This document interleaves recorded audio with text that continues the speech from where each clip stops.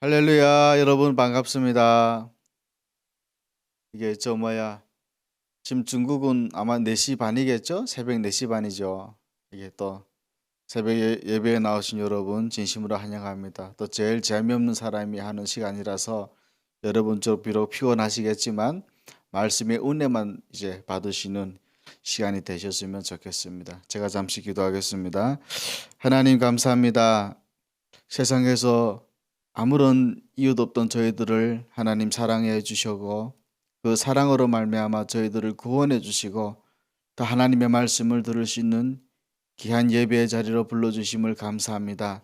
이 새벽이 비록 하나님 졸리고 몸과 마음이 많이 힘든 시간일지라도 주님 저희들에게 은혜를 더하여 주셔서 말씀으로 은혜 받고 말씀으로 하루를 살아갈 수 있는 귀한 하루가 될 수 있도록 주님 도와주시옵소서. 감사드리며 살아계신 예수님의 이름으로 기도합니다. 아멘. 여러분 오늘은 실패를 두려워하지 맙시다 라고 하는 제목으로 여러분들과 함께 나누고자 합니다. 오늘 함께 보실 말씀은 여호수아 7장 1절에서 7절까지 말씀이 되겠습니다. 여러분 여호수아 7장 1절에서 7절까지 말씀입니다. 제가 하나님의 말씀을 봉독하겠습니다.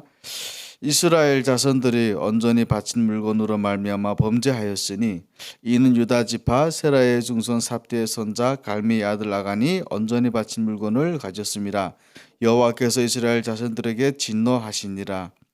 여호수아가 여리고에서 사람을 베델 동쪽 베다원 곁에 있는 아이로 보내며 그들에게 말해 이르되 올라가서 그 땅을 정탐하라 하매 그 사람들이 올라가서 아이를 정탐하고 여호수아에게로 돌아와 그에게 이르되 백성을 다 올라가게 하지 말고 2,3,000명만 올라가서 아이를 치게 하소서.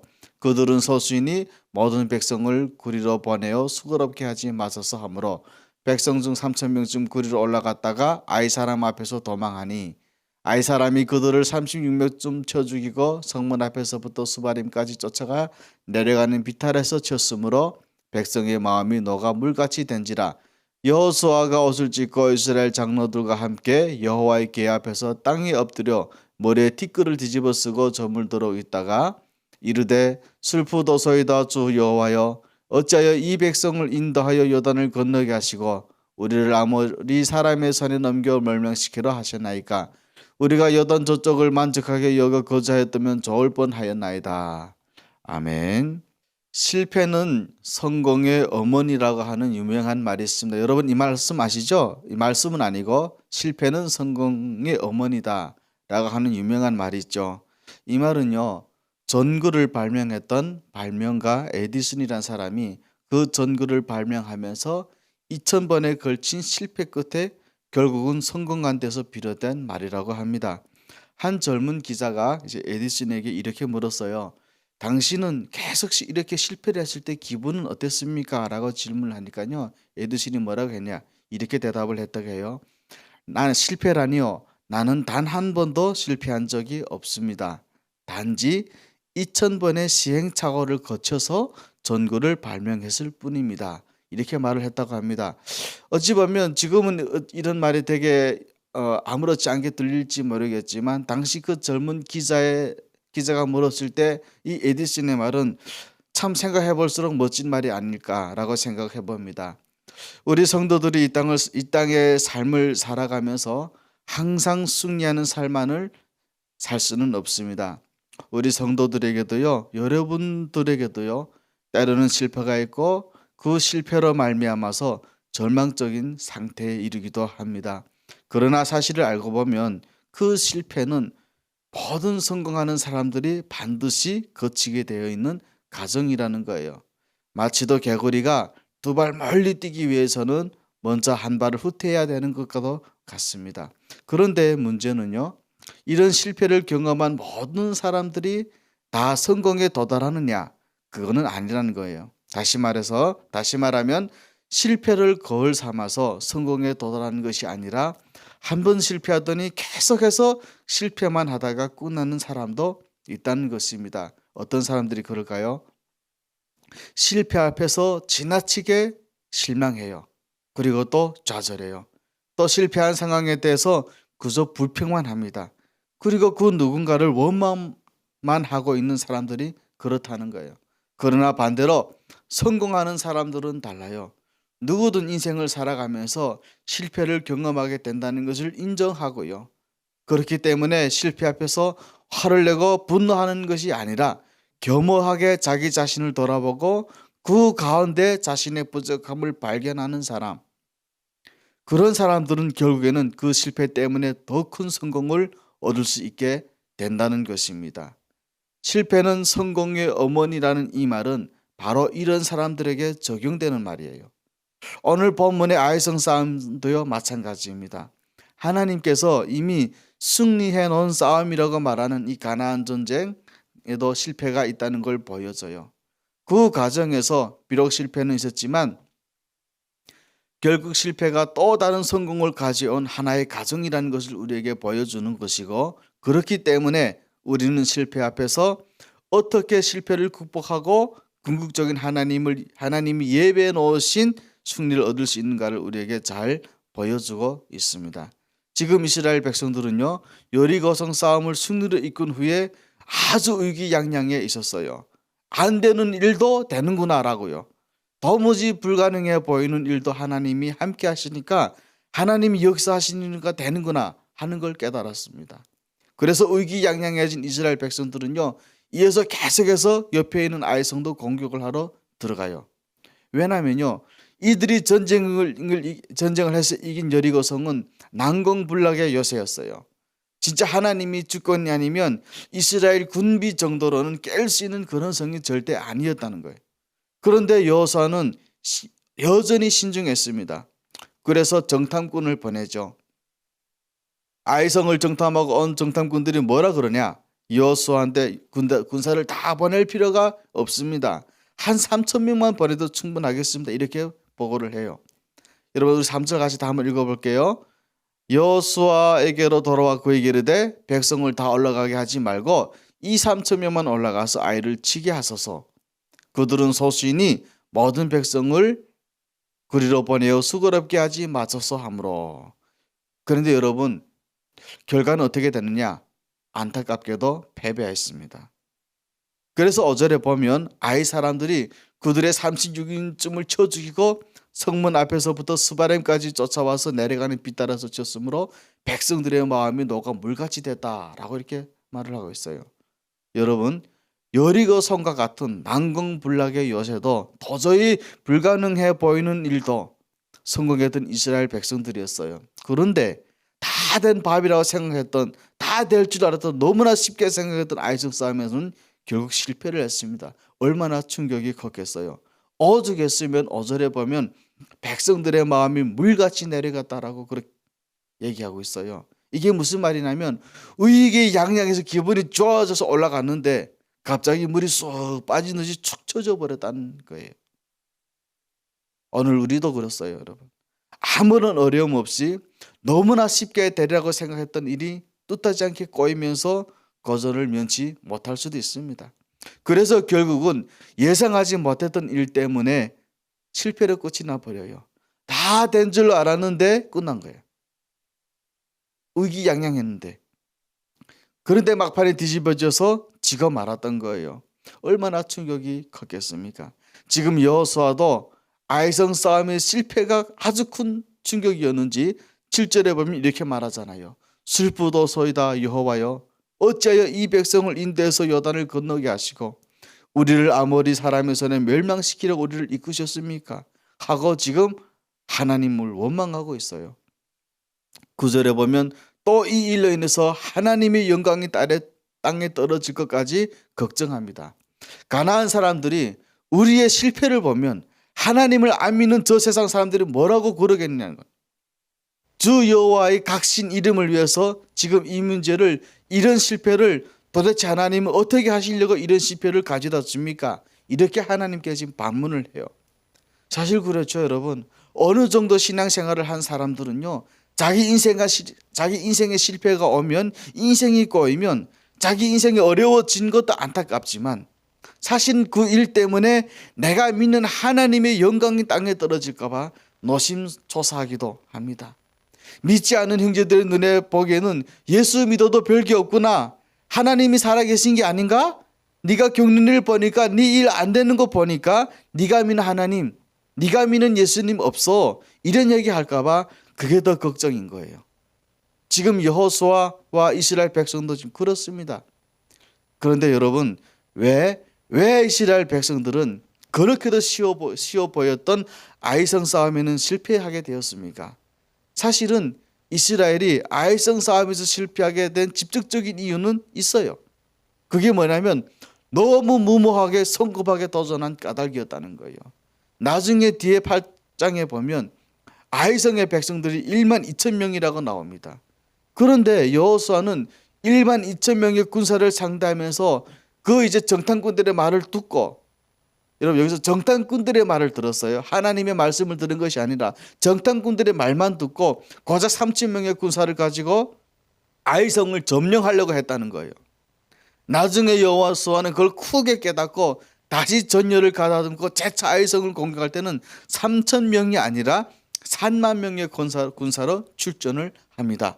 이것은 뭘 의미하느냐? 처음 전투에 실패한 이유가 너무 적은 수로 전투를 했다는 거예요. 너무 신중하지 않고 너무 성급하게 무모하게 전투를 했기 때문이라는 것입니다. 우리가 믿음으로 산다고 하는 것은 여러분 그냥 그것이 뭘 상식을 의미하지는 않아요. 믿음으로 한다고 하면서도, 믿음으로 산다고 하면서도 아무런 준비 없이, 아무런 노력도 없이, 아무런 계획도 없이 무턱대고 믿음으로 밀어붙이면 되느냐? 안 된다는 거예요. 그것을 위한 철저한 계획과 준비가 되어 있어야 합니다. 믿음은 뭘 상식이 아니기 때문이에요. 초상식이에요. 상식을 초월하는 역사도 나타나지만 그렇다고 그래서 아무런 준비도 하지 않고 노력도 하지 않았는데도 어떤 결과가 주어지지는 않는다는 것입니다. 그런데 사실 이 아이성 싸움에 이스라엘이 실패한 보다 근본적인 원인은 따로 있었습니다. 그러다 보니까 이 근본적인 원인을 분석해 보면 결국에는 이스라엘 백성들이 3천 명이 아니라 3만 명, 30만 명을 데리고 전투를 했어도 결과는 마찬가지였을 것입니다. 왜냐하면 1절에 보면요, 하나님은 이미 이스라엘 백성들이 아이성 전투를 시작하기도 전에 그 아이성 전투는 이미 실패할 것이라고 미리 말씀을 해 놓으셨어요. 우리 1절 같이 한번 읽어보도록 하겠습니다.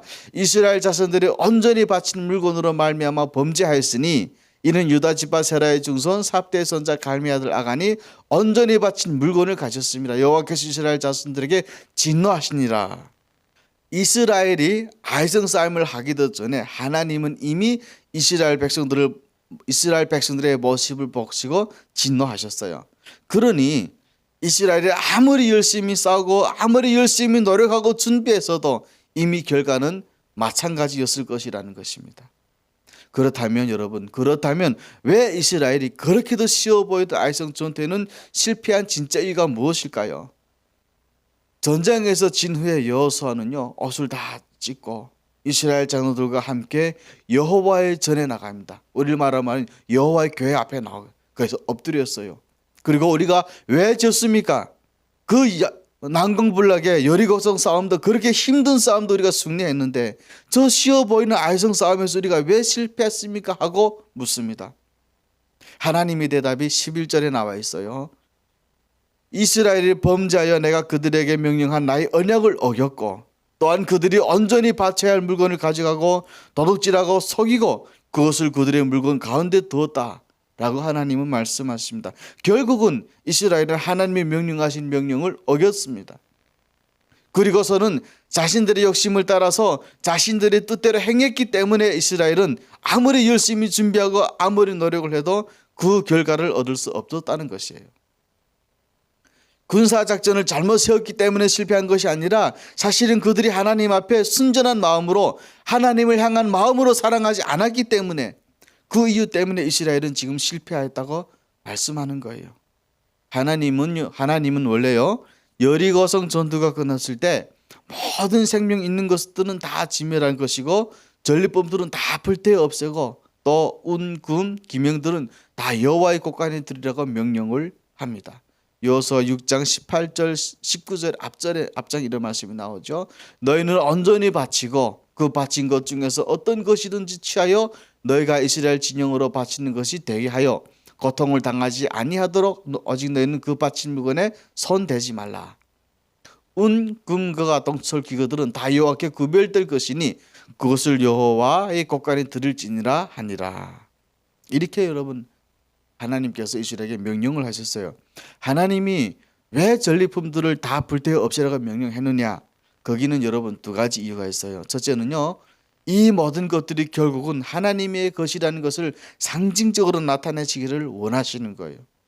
태워 없앤다는 것은 하나님 앞에 봉헌해서 올려드린다는 얘기입니다. 따라서 이스라엘 백성들이 얻은 전투의 결과로 얻은 전리품들을 다 태워 없이 버린다는 것은 그게 아까운 게 아니에요. 아까운 것이 아니라 이 모든 일들이, 이 모든 축복된 일들이, 이 결과들이 다 하나님이 주신 것입니다.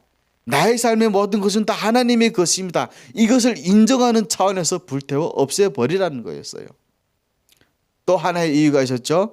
가나안 사람들을 진멸하라는 것은 무슨 의미냐? 가나안 사람들은 우상을 숭배하는 습관이 있던 사람들이에요. 그런데 만약 그런 가나안 사람들을 살려두면 나중에는 이스라엘 백성들마저 그들의 영향을 받아 우상 숭배하는 그런 습관에 빠질까봐 하나님은 그 가나안 백성들을 전부 진멸하라고 말씀하신 거예요. 하나님이 사랑이 없어서 잔인하게 가나안 백성들을 다 죽이라고 하신 게 아니라는 거죠. 여러분, 성경에 나오는 솔로몬이 그렇지 않습니까? 솔로몬이 젊은 날에는 얼마나 하나님 앞에 귀하게 쓰임 받았습니까? 그렇지만 해도 그가 1000명의 여자를 뒀는데 여자들이 전부 이방 사람들이었어요. 그러니 솔로몬도 결국에는 나중에는 그 이방 여자들이 했던 우상 숭배에 함께 빠져버리고 말았습니다. 그래서 하나님은 이스라엘 백성들에게 전리품들을 다 불태워 없애고 가나안 백성들을 진멸하라고 그렇게 명령을 한 것이었어요. 그런데 이스라엘 백성 중에 아간은 그런 하나님의 명령을 따르지 않았습니다. 전리품을 값졌어요. 그리고 이런 이스라엘의 불순종이 결국 아이성 싸움의 실패를 가져온 것이라는 겁니다. 사랑하는 성도 여러분, 우리는요, 여기서 정말 중요한 사실을 하나 발견합니다. 그게 뭐냐? 우리가요, 아무리 애를 써도 그것이 하나님의 뜻에 합당하지 않거나 혹은 하나님이 기뻐하시는 방법이 아니라면 결국에는 실패할 수밖에 없다는 거예요. 아이성의 전투가 아무리 이스라엘 백성들이 잘 준비한 전투였어도 결국에는 이스라엘 불순종, 아간의 불순종 때문에 실패한 전쟁으로 결말 지어지는 것을 보면 알 수가 있습니다. 그런데 안타깝게도요, 오늘 우리들은 인생의 목표를 우리가 정하면 그 목표를 이루기 위해서 실질적으로 무엇이 필요한가부터 따진다는 거예요. 그리고 그 목표를 이뤄내기 위해서는 그저 열심히 준비합니다. 죽을 둥 살 둥 아주 열심히 살아가요. 그런데 여러분, 무엇을 위해서 열심히 준비하는 것보다 더 중요한 것은 내가 지금 도모하고자 하는 일들, 내가 계획하고 있는 이 일들이 진짜 하나님이 기뻐하시는 일인지, 하나님이 뜻에 합당한 일인지, 그리고 목표를 이뤄가는 과정에서 방법은 하나님이 허락하신 방법인지를 살피는 것이 훨씬 더 중요하다는 거예요. 내가 아무리 열심히 공부를 했어도요, 내가 아무리 열심히 준비했어도요, 하나님이 허락하지 않으시면 안 됩니다. 다 떨어집니다.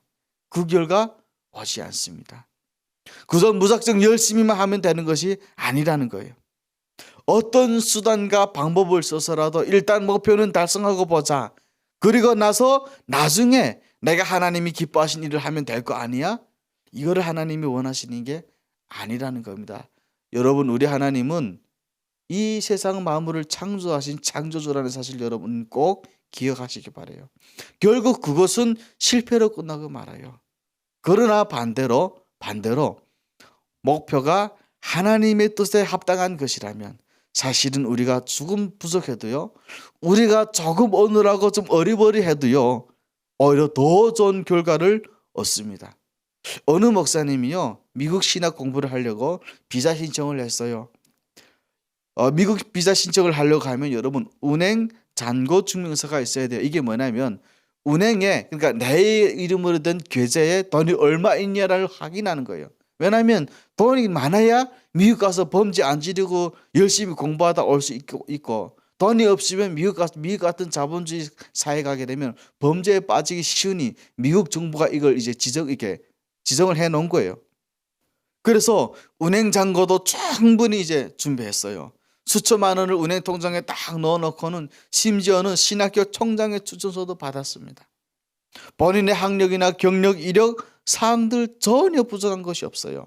비자를 대행하는 유학원에서도 이 정도의 서류면 목사님 비자는 걱정할 거 없습니다고 장담했다고 합니다. 그래서 이분은요, 비자가 나오기도 전에 비행기 티켓까지 이미 다 끊어놨어요. 내가 언제 몇 월 며칠에 비자가 딱 나오면 바로 미국으로 휙 날아간다고. 그런데요, 여러분, 그런데요, 인터뷰 결과는 거절이었어요. 리젝트됐어요. 그분은 최선을 다했어요. 서류도 완벽했습니다. 그런데 하나님이 허락하지 않으시니까 아무리 잘 준비했어도 비자는 거절이 된 거예요. 그런데요, 여러분, 그런데요, 반대의 예도 있어요. 뭐 선교사님 아들은요, 미국에 들어오려고 비자 신청을 했어요. 그런데 아시다시피 여러분, 비자 신청을 하려고 하면 운행 잔고 증명이 아주 중요합니다. 미국은. 내 통장 안에 돈이 수천만 불이 있어야 이 사람은 미국에 들어와도 미국에 해를 안 끼치고 살아갈 사람이다 하고 미국이 비자를 주거든요. 그런데 그렇게 은행 잔고 증명을 해야 되는데 아들의 재정 보증을 해야 될 아버지가 통장에 돈이 없는 거예요. 거의 없어요. 그 목사님은요, 목사님들 중에서도 상거지 목사님이셨다고 해요. 그분한테는 오직 주님밖에 없었다고 해요. 아주 거지처럼 살아가셨어요. 60이 넘으신 나이인데도 평생을 집이 없이 사셨어요. 그래서 자기 집이 없이 살아갔단 말이에요. 그래서 저소득층이 살아가는 임대 아파트에 사셨다고 해요. 그러니 통장에 돈이 얼마 있겠습니까? 여러분, 우리나라 임대 아파트가요, 돈이 얼마 있으면 임대 아파트를 내놔야 돼요. 이게 법으로 그렇게 되어 있어요. 그 기준에 보면 이 선교사님한테 돈 있을 리가 만무하죠. 통장 안에 보니까요, 몇만 원이 고작이었다고 합니다.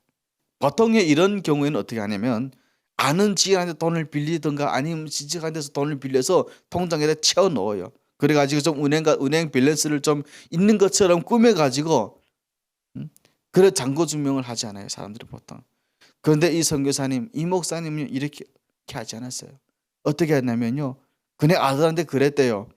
야, 몇만 원 있는 들어있는 통장을 가지고 한번 가서 봐라. 지금 생각하면서 어이없는 말이죠. 이게 된다라고 하는 보증은 99% 없는 일이었어요. 여러분, 미국 대사관이 생긴 이래로 비자 신청을 하는데 은행 잔고 증명을 가지고 통장 안에 몇 천만 원도 아니고 몇 백만 원도 아니고 몇만 원을 가지고 잔고 증명을 한 사람은 아마 최초의 이 사람이 처음이었다고 해요. 그 들어보면요, 여러분, 이런 케이스는요, 도저히 비자가 안 나와요. 누가 그 돈 몇만 원 있는 사람한테 비자를 해주겠어요? 미국 가면 불법 체류하고 분명할 거고 그렇게 살아가면 뻔한데 왜 내주겠냐 말이에요. 그런데 여러분 결과는 반대였어요. 영사가 몇 마디 물어보더니 준비한 서는 거들떠 보지도 않더래요. 그리고 바로 그 자리에서 비자를 내주었답니다. 여러분, 우리 인생에 있어서 성공과 실패가 어디서 판가름 나는가를 우리에게 분명히 보여주는 메시지입니다. 하나님께서는 오늘 또 우리의 인생의 실패를 경험하게 하신 이유가 뭐냐면요, 오늘 여러분의 인생에 뭔가 뜻대로 되지 않고 막히는 상황이 오게 하시는 이유가 뭐냐, 그 일들을 통해서 지금 나의 삶의 근본적인 부분들을 한번 돌아보시도록 하시기 위함이라는 거예요. 그래서 나는 지금 열심히 산다고 살고 있지만 내가 지금 제대로 살아가고 있는지, 나의 삶의 방향은 지금 어디로 가고 있는지 돌아보게 하시기 위함이라는 겁니다. 나는 지금 무엇을 위해서 이렇게 열심히 하고 있는지 우리를 살펴보도록 하기 위함이라는 거예요. 하나님을 의지하는 삶을 살고 있는지, 아니면 오늘도 또 내 힘으로만, 내 의지와 능력으로만 살아가고 있는지 한번 확인해 보라고 여러분의 인생의 실패를 던져주시는 거라는 거예요. 오늘 본문에 이스라엘 백성들의 실패가 바로 그런 의도 가운데 던져진 것이라고 볼 수가 있습니다. 그렇기 때문에 오늘 우리 인생이 실패는 실패로 끝나는 것이 아니라 여러분, 실패할 때 그대로 무너지는 것이 아니라 하나님이 주시는 또 하나의 또 다른 축복이라는 거예요. 왜냐하면 그렇게 해야 우리가 뒤를 돌아볼 수 있으니까요. 그렇게 해야 우리가 하나님을 더욱 붙잡게 될 수도 있기 때문이에요. 그렇다면 오늘 우리도 하나님이 이런 목적 가운데 우리에게 실패를 주시는데, 그러면 그 실패 앞에서 우리는 어떻게 내가 실패한 진짜 이유를 다시 한번 확인할 수 있고, 또 이런 어떻게 실패를 극복하고 궁극적인 승리를 얻을 수 있겠습니까? 오늘 본문의 여호수아와 이스라엘의 모습에서 해답을 찾을 수가 있어요. 가장 먼저는요, 그런 실패가 오면 딴짓하지 말고 먼저 내 자신의 삶을 하나님 앞에 돌아오라는 거예요. 오늘 아이성 싸움이 실패한 이후에 여호수아가 가장 먼저 한 일은요, 여호와의 언약궤 앞에 엎드리는 일이었어요. 그 실패 때문에 혼자 고민하고 있다거나 골방에 들어가서 눈물을 짜고 있다거나 경험하는 장수들을 찾아다니면서 왜 우리가 이 전쟁에서 실패했습니까 하고 그들의 경험담을 들어주라고 얘기한 것이 아니라 바로 하나님 앞으로 나갔습니다. 우리 다 같이 6절 한번 읽어보도록 하겠습니다. 여호수아가 옷을 찢고 이스라엘 장로들과 함께 여호와의 언약궤 앞에 엎드려 머리에 티끌을 뒤집어 쓰고 저물도록 있다가. 자, 여러분, 구약 성경에서 백성들이요, 옷을 찢는다거나 머리에 티끌을 뒤집어 쓴다는 것은 회개를 한다는 의미였습니다. 인터넷 검색하고 네이버를 지식인에서 검색해서 내 인생의 내 비즈니스의 실패 원인을 찾는 것이 아니라 하나님 앞에 먼저 가서 물었다는 거예요. 오늘날 우리의 삶에 실패가 있을 때 가장 먼저 필요한 자세가 바로 이런 자세인 거예요. 우리가 하나님 앞에 나아가면요, 하나님은 내 삶의 어떤 부분에서부터 내 삶이 어긋나기 시작했는지를 깨닫게 해주세요. 어느 순간부터 내가 하나님과 멀어지기 시작했는지 그 시점을, 그 상황을 정확하게 깨닫게 하십니다. 말씀을 통해서건, 오늘처럼 설교에 선포되는 말씀을 통해서건, 또 기도하는 와중에 성령님께서, 하나님께서 내 영에 말씀하시는 그런 방법을 통해서건 하나님은 반드시 우리 안에 숨겨진 비밀들, 나도 몰랐던 그런 숨겨진 부분들을 드러나게 해주신다는 겁니다. 사실 우리의 그 삶의 문제는 겉으로 드러난 부분과 실제 원인이 다를 경우가 많습니다. 예를 들어보면요, 사업을 하는데 혹은 직장 생활을 하고 또 우리 자녀들의 일 가운데 원하고 또 뜻하던 바대로 되지 않게 되면요, 우리는 어떻게 합니까? 형상적인 분석을 해요. 왜 나의 비즈니스가 안 되지? 왜 내가 직장에서 이런 어려움을 겪지? 물론 현상적인 원인이 실패의 직접적인 원인일 수는 있습니다. 그리고 또 어떤 경우에는요, 내가 지금 비즈니스가 잘 안 되는 이유가 내가 무언가 잘못 살았기 때문이 아니라, 나만의 잘못 때문이 아니라 지금 온 나라가 전체적인 경기가 침체 상태에 있기 때문에 내 비즈니스가 어려울 수도 있어요. 다시 말하면 지금 나만 힘든 것이 아니라 온 세상 사람들이 다 힘든 시기라는 거예요. 그러면 내가 아무리 잘 살고 있어도, 제대로 살고 있어도 어려움이 올 수는 있습니다. 그런데 중요한 것은요, 그런 이유가 아닐 때가 있다는 거예요.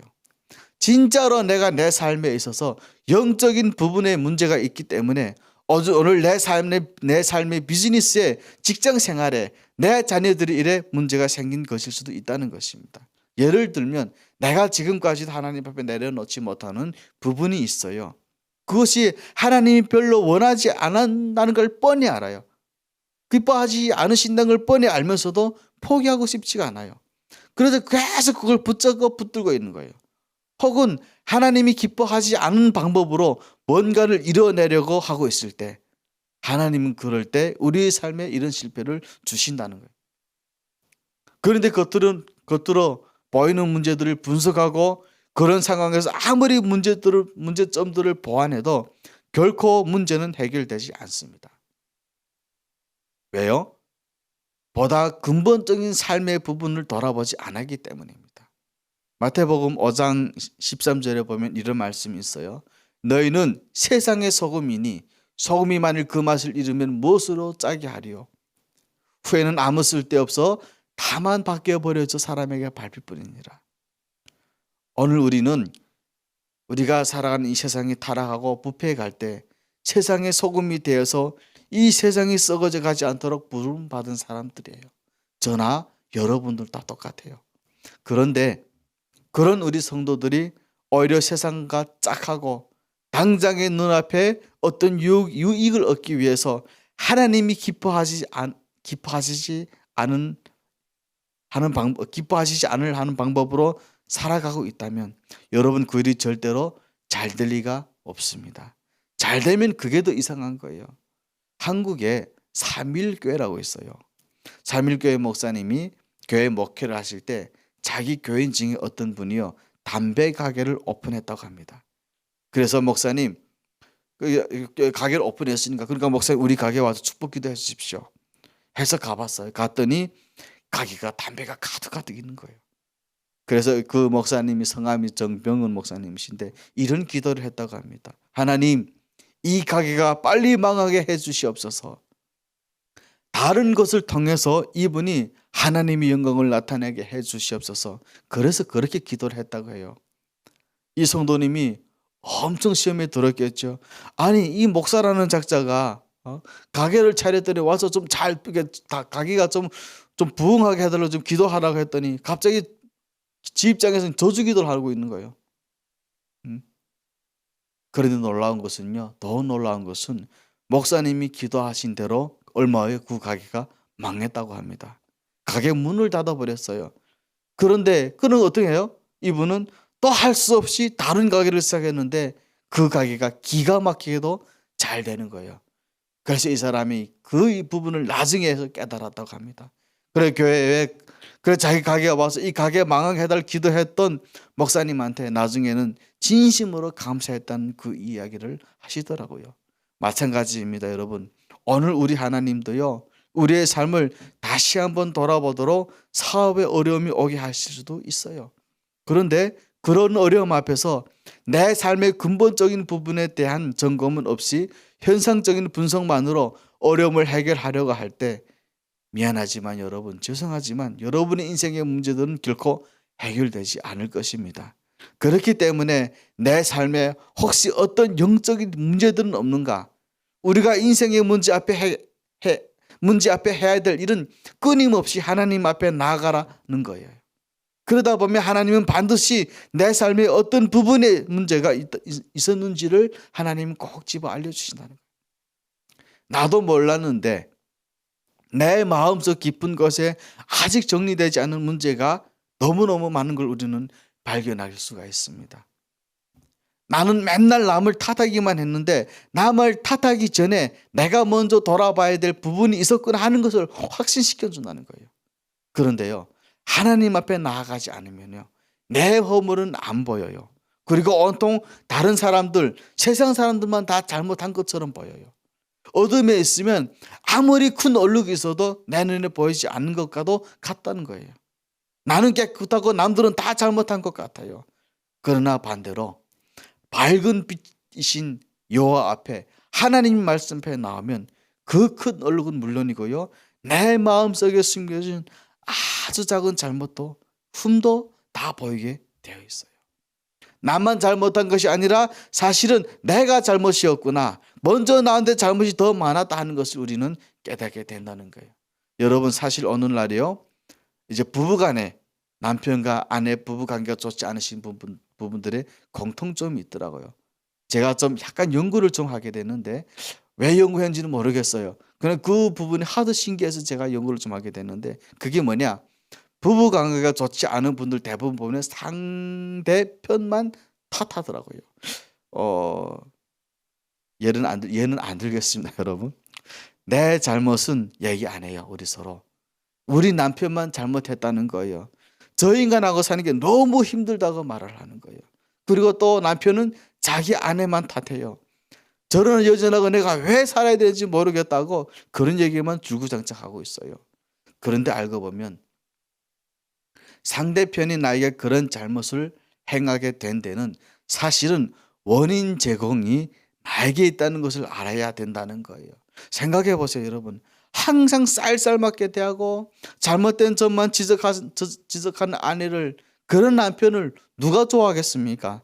그래서 그런 남편들은요, 그런 아내들은요, 꼴보기 싫어서 진짜 어긋난 그런 행동을 하기도 해요. 물론 꼭 그런 이유 때문만은 아니겠죠. 정말 이 남편이 아내가 문제가 있는 분이셔서 힘든 시간을 보내는 분들도 있을 것입니다. 틀림없이 있어요. 그런데요, 사실은 그보다 먼저 상대편을 탓하기보다는 내 안에 잘못된 부분이 뭐가 있는지부터 찾아내는 그것이 중요해요. 내가 남편을 신뢰하지 않기 때문에, 내가 아내를 신뢰하지 않기 때문에 생긴 일일 수도 있다는 거예요. 여러분, 사실은 그래요. 부부관계도 그래요. 상대편만 탓할 것이 아니라 진짜 내가 상대에게 나의 최선을 다했는가부터 우리는 먼저 돌아봐야 해요. 근데 하나님 앞에 가지 않으면 그게 보이겠습니까, 여러분? 그게 안 보여요. 그 헛짓하는 남편이 속상하기만 하고 미워만 죽겠죠. 정작 내 안에는 잘못이 있고, 정작 내 안에도 잘못이 있고 허물이 있다는 걸 우리는 서로 못 본다는 거예요. 서로 죄인인데 서로 둘 다 탓하던 누가 누구를 볼 수가 있겠어요. 그런데 그런 모든 것들이 하나님 앞에 서면, 하나님 앞에 기도하면, 하나님이, 성령님이 내 마음을 어루만져 주면 여러분, 그런 것들이 보이기 시작한다는 거예요. 그렇기 때문에 오늘 우리는 내 삶에 뭔가 잘못된 일이 있으면 먼저 나를 하나님 앞에 드려야 돼요. 돌아봐야 해요. 말씀 앞에 나를 비추어 봐야 되는 거예요. 그러면 여러분, 그동안 보이지 않았던 나의 허물이 여러분들 허물이 보일 것입니다. 그리고 우리가 그 허물을 덮어가려고 하는 것이 아니라 그 허물을 고치려고 우리는 부단히 기도해야 되고, 그래 그 고치려고 하다 보니 하나님의 말씀이, 성령이 내 마음에 들어와서 움직이셔야 되는 거예요. 그럴 때 여러분, 그럴 때에 비로소 우리는 그런 문제를 해결이 될 수 있는 것입니다. 또 하나가 있습니다. 하나님 앞에 나의 삶을 돌아볼 때 발견되어진 내 안에 죄악이 있다면, 내 안에 욕심들이 있다면 그것을 제거해야 된다는 것입니다. 이스라엘이 아이성 싸움에서 실패하게 된 궁극적인 이유는 여러분들 아시는 바와 같이 결국 숨겨진 탐심이었어요.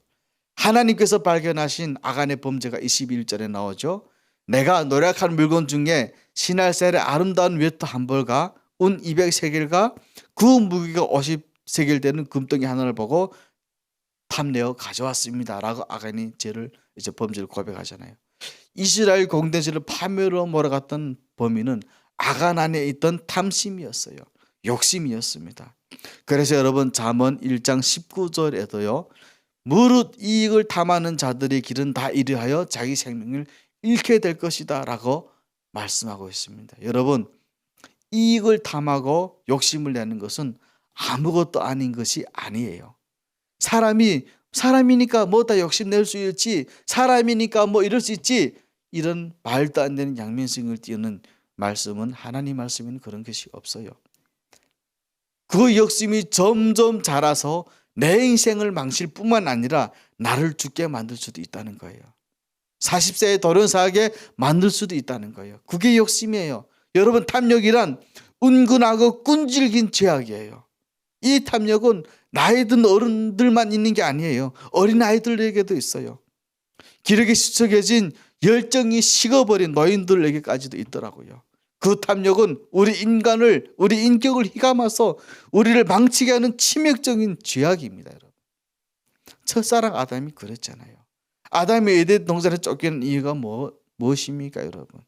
선악과를 탐했던 탐심이었어요. 북이스라엘의 아합 왕도 탐심 때문에 하나님을 떠났고요, 결국에는 나봇의 포도원을 탐내다가 결국엔 죽었어요. 그래서 야고보서 1장 15절에도 뭐라고 그러느냐? 욕심이 잉태한 즉 죄를 낳고 죄가 장성한 즉 사망을 낳는다 라고 말씀하고 있습니다. 결국 탐심이, 욕심이 내 삶을 망칠 뿐만 아니라 나의 생명을 앗아가는 수도 있다는 거예요.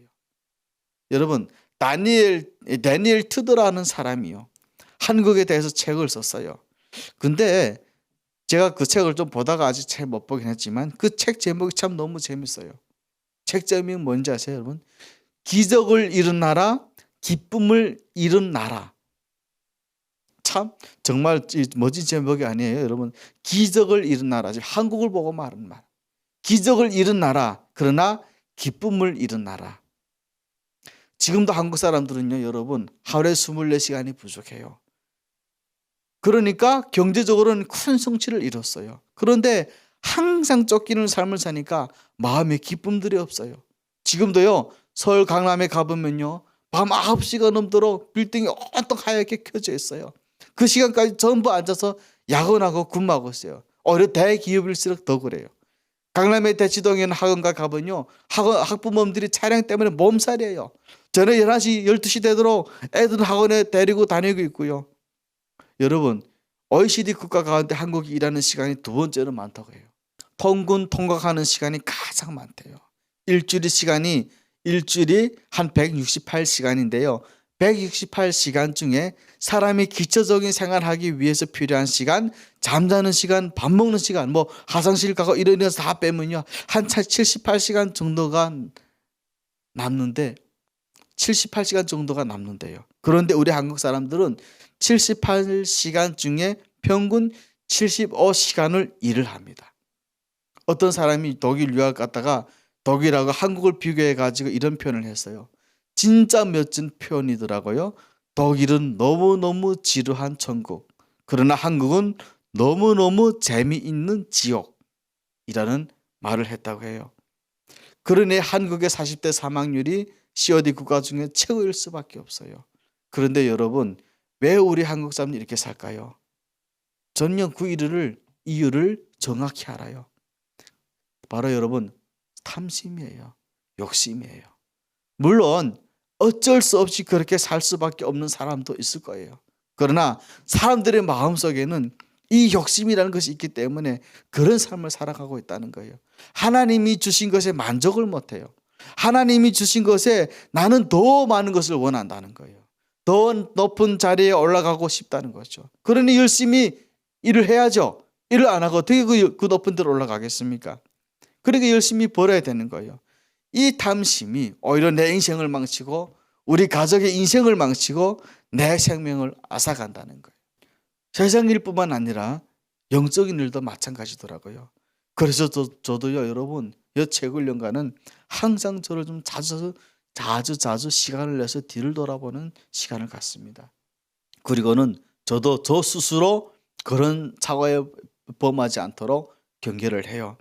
내가 지금 이렇게 열심을 내고 있는 이유가 뭘까? 그저 내가 지금 하는 이 신학교 공부를 열심히 하고 선교 사역을 열심히 하고 교회 사역을 열심히 해가지고 큰 교회 한번 만들어 보겠다는 것이 내 꿈이지, 아니면 정말로 주님의 부르심을 받은 자로서 한 영혼이 너무너무 소중하기 때문에 내가 그렇게 애를 쓰고 있는지, 정말 하나님 앞에 저는 돌아보라고 애를 씁니다, 여러분.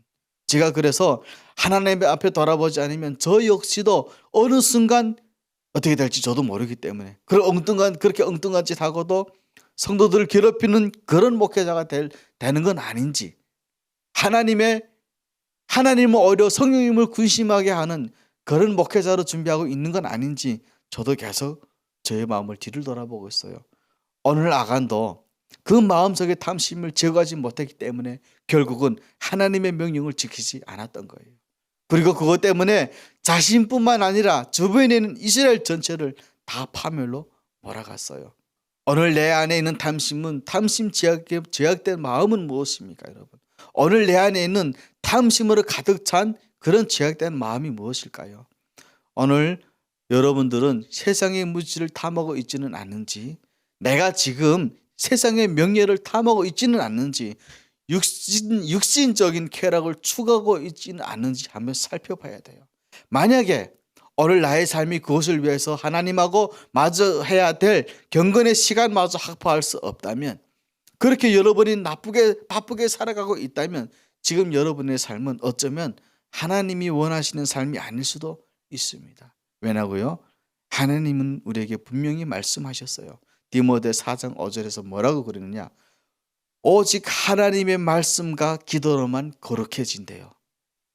여러분, 디모데 전서 4장 5절 말씀이에요. 오직 하나님의 말씀과 기도로만 거룩해진다. 그런데 말씀과 기도가 아니면 거룩해질 수 없다고 말씀하신 그 하나님이 오늘 우리의 삶을 말씀 볼 시간도 없고 하나님 앞에 차분하게 기도할 그런 시간을 안 주시겠냐 말이에요.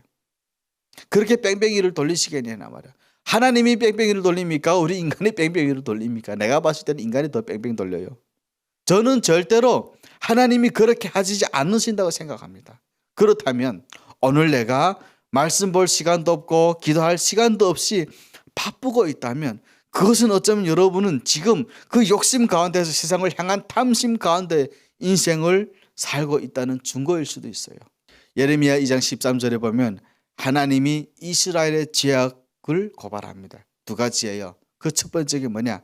생명에 근원되진 하나님을 떠난 것이고 또 다른 하나는 밑도 끝도 없는 밑이 없는 밑이 빠진 웅덩이를 판다는 거예요. 오늘도 세상을 향한 끊임없는 욕심으로 우리로 하여금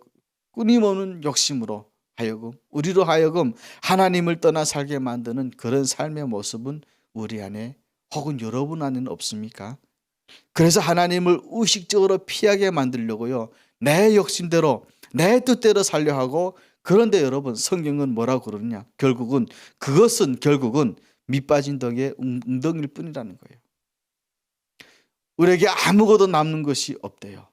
결국에는 그렇게 열심히 벌고 열심히 애를 써도 우리 손에 주어지는 것은 아이정의 실패일 뿐이라고 우리에게 분명히 경고하고 있습니다.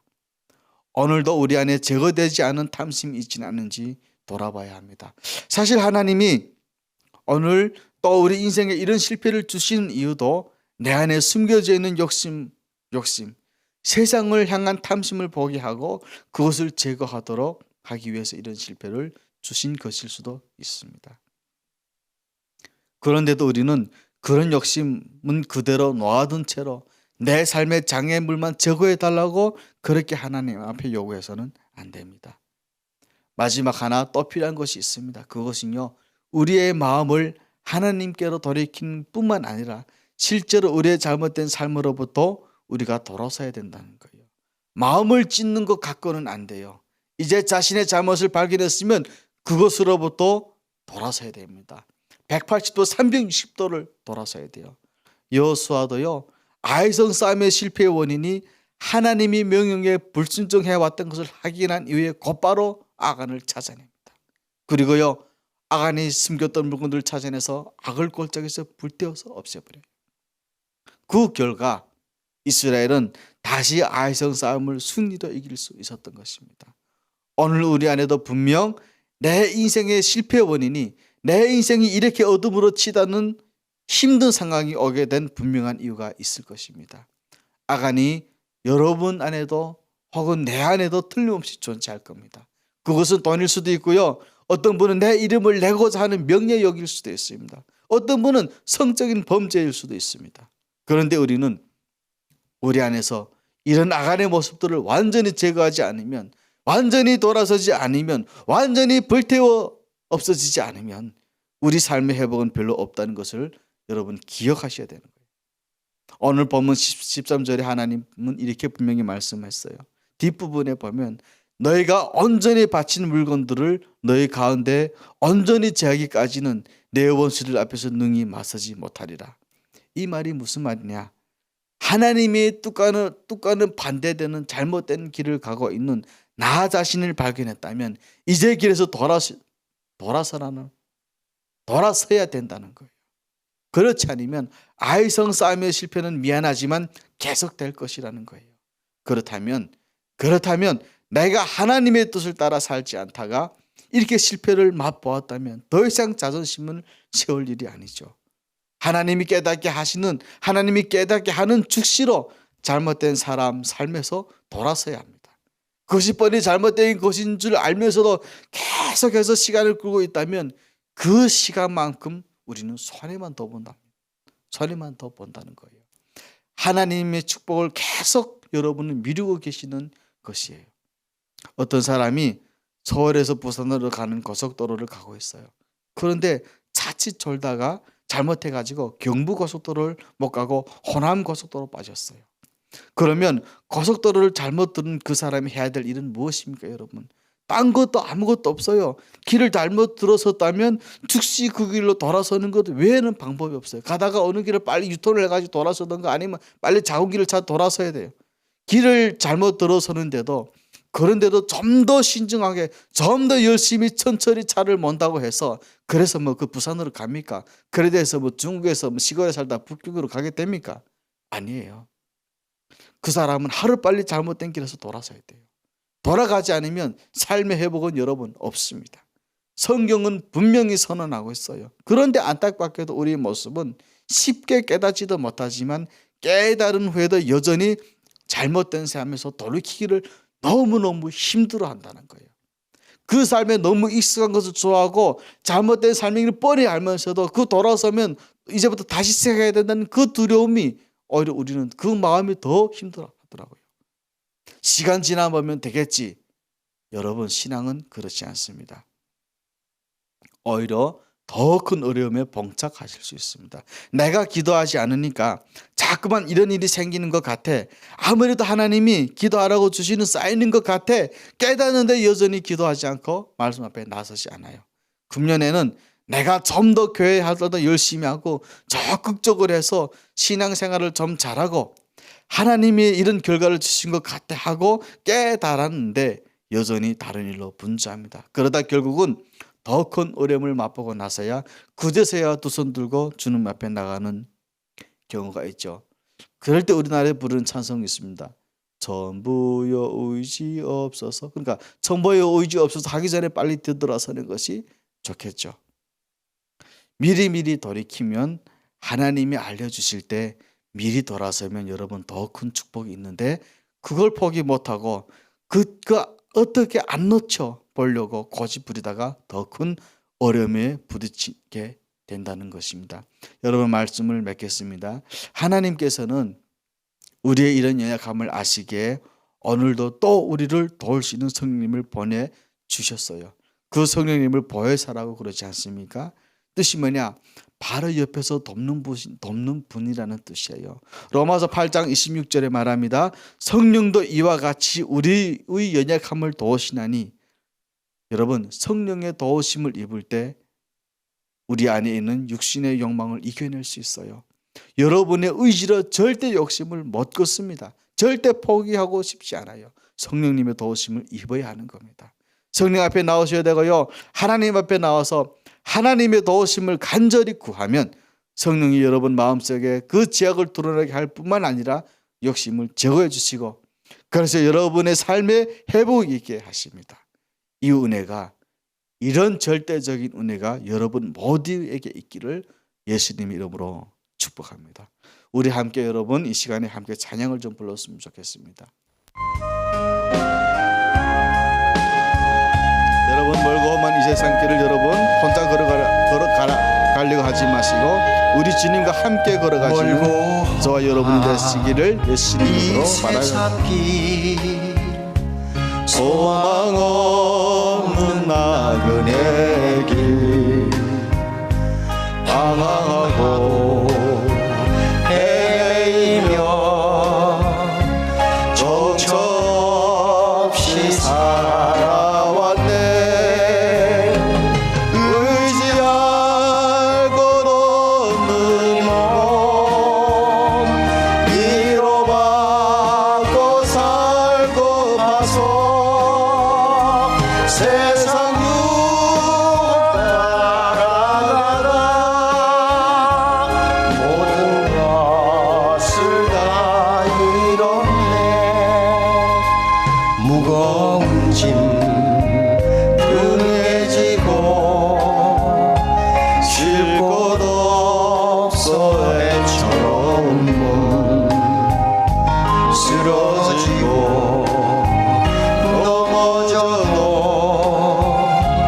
위로로 할 자 내게 없었네. 세상에서 버림받고 그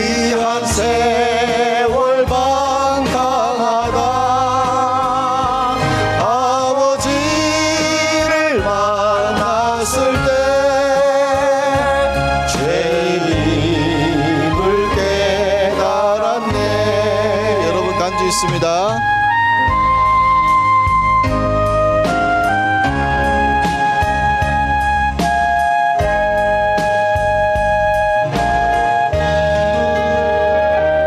눈물로써 회개하고 아버지의 품에 안기어 죄악으로 더럽힌 몸 십자가에 못 박았네. 구원함을 얻은 기쁨 세상에서 제일이라. 영광의 길 허락하신 내 주 예수 찬양하네. 여러분, 빛의 사자들이요, 빛의 사자 한 번 더 부르겠습니다. 여러분 함께 큰 박수 치면서 빛의 사자들이여 부르도록 하겠습니다.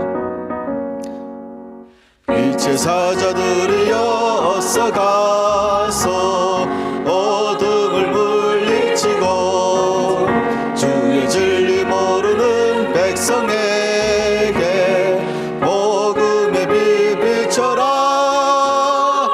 빛의 사자들이여 복음의 빛 비춰라. 죄로운 밤 밝게 비춰라. 빛의 사자들이여 선한 사역 위하여 힘을 내라. 주 함께 하시겠네. 주의 크신 사랑을 전파하며 복음의 빛 비춰라. 빛의 사자들이여 복음의 빛 비춰라. 죄로운 밤 밝게 비춰라. 빛의 사자들이여. 간주 있습니다.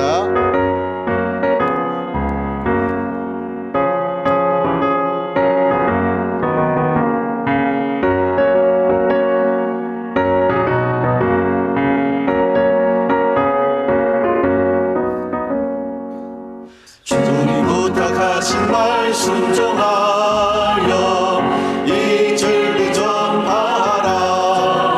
선을 넘고 물 건너 힘을 다해 복음의 빛 비춰라. 빛의 사자들이여 복음의 빛 비춰라. 죄로운 밤 밝게 비춰라. 빛의 사자들이여 동서남북어디나 땅끝까지 주님만 의지하고 벗어 못 보는 백성에게 복음의 빛 비춰라. 빛의 사자들이여 복음의 빛 비춰라. 죄로운 밤 밝게 비춰라. 빛의 사자들이여. 아멘. 여러분, 이 시간 우리 함께 기도하시겠습니다. 하나님, 그리스도인의 삶은 실패한 것처럼 보이지 실패한 인생은 아닙니다. 우리가 그렇게 생각할 수 있는 이유는 하나님께서 우리와 늘 함께 하시기 때문입니다. 주님께서 늘 우리와 함께 하시고 우리 둥대에서 밀어주시는 분이기 때문에 우리의 삶이 비록 하나님 실패한 것처럼 보이고 힘들지라도 우리가 성령님을 붙잡고 나갈 수 있는 것입니다. 하나님, 우리에게 그런 믿음을 더해 주시옵소서. 우리 여러분 함께 주여 함께 부르며 기도하겠습니다. 통성으로 기도하겠습니다. 주여. 하나님 아버지 감사합니다. 오늘 하루도 우리가 우리의 삶이 실패한 것처럼 보이는 이 세상 속에서 우리는 실패한 인생이 아니라 승리한 인생으로 살아갑니다. 우리가 그렇게 살아갈 수 있는 이유는, 우리가 그렇게 힘을 받을 수 있는 이유는 주님께서 우리와 함께 하시기 때문입니다. 하나님, 우리의 생각으로 내 마음대로 무엇을 결정하기보다는 하나님 앞에 내 자신을 드리고 하나님께 묻고 하나님의 기도 응답으로 움직이는 우리 하루의 삶이 될 수 있도록 주님 도와주시옵소서. 하나님, 우리는 너무 연약해서 하나님 환경과 상황을 붙잡으려고 하는 우리의 욕심들이 있습니다. 그러나 하나님, 세상은 그럴지라도 그리스도인들은 우리는 늘 하나님을 붙잡고 하나님의 말씀을 의지하여 살아갈 수 있도록 주여 저희들을 도와 주시옵소서. 우리 함께 운행하신 우리를 함께 걸어가기를 좋아하시는 하나님의 그 성령의 말씀에 인도하심 따라 살아가는 우리가 될 수 있도록 주여 도와 주시옵소서.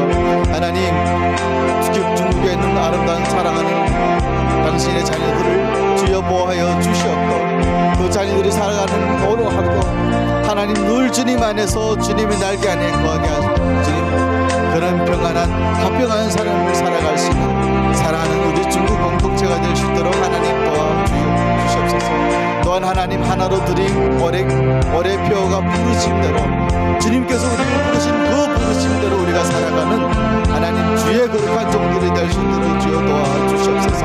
하루를 시작합니다. 하나님, 하루를 시작하는 이 순간 주님의 말씀을 듣고 하나님과 함께 걸어갈 수 있는 삶이 되기를 주님 늘 바라고 간절히 원합니다. 저희를 주님의 훌륭한 군사로 붙잡아 주시옵고 늘 하나님 실패를 두려워하지 않은 그런 우리의 삶이 될 수 있도록 주님 도와주시옵소서. 내 자신을 하나님의 말씀 앞에 비치고 하나님의 말씀이 나의 거울이 되어서 우리 삶을 함께 살아가는 그 순간순간이 될 수 있도록 주여 하나님 도와주시옵소서. 하나님 감사합니다. 오늘 하루도 주님과 함께 걸어갈 수 있어서 감사하고 주님의 말씀을 들을 수 있어서 감사하고 주님 앞에 기도할 수 있어서 감사합니다. 사랑하는 하나로드림 교회와 하나로드림 공동체를 축복하여 주시옵고 말씀에 갈급한 시냇물을 찾아가는 그런 갈급한 심령들이 되어서 늘 하나님 앞에 나아갈 수 있도록 주여 도와주시옵소서. 감사합니다. 하나님, 우리는 주님이 좋습니다. 주님이 좋고 주님께서 우리를 위하여 먼저 돌아가신 그 십자가를 우리는 사랑합니다. 그 사랑 속에서 우리는 하나가 될 수 있고 하나님과 우리는 아버지라 부르는 자녀가 될 수가 있는 것입니다. 하나님, 우리들의 마음에 성령의 평안함을 허락하여 주시옵소서. 그래서 오늘 하루 살아갈 때 다 각자 살아가는 삶은 다르고 앞에 어떤 일이 있을지 우리는 아무도 예측을 하지는 않지만 할 수는 없지만 그럼에도 우리는 그 성령님의 말씀을 붙잡고 그리스도로만을 붙잡고 살아가는 그런 삶이 될 수 있도록 주님 도와 주시옵소서. 특히 요새 하나님 감기가 돌면서 아픈 분들이 많습니다. 하나님, 하나로 드림 교회와 공동체와 온 나라의 모든 그리스도인들을 주님 붙잡아 주시옵고 강건함을 허락하여 주셔서 아픈 사람도 빨리 낫고 건강하게 강건하게 이 세상을 그리스도 이름으로 살아갈 수 있도록 주님 도와주시옵소서. 우리는 세상의 소금이 되라고 하셨습니다. 소금이 되어서 이 땅을 그리스도의 향기로움을 낼 수 있는 주님의 그런 종들 될 수 있도록 주여 하나님 도와주시옵소서. 감사합니다. 예수님 이름으로 기도합니다. 아멘. 여러분 계속해서 기도 이어가도록 하시겠습니다. 주여! 오 살아계시고 거룩하신 우리 하나님 아버지, 우리 아버지여 오늘 이 자리에 와 계심을 감사합니다. 내 아버지 하나님이시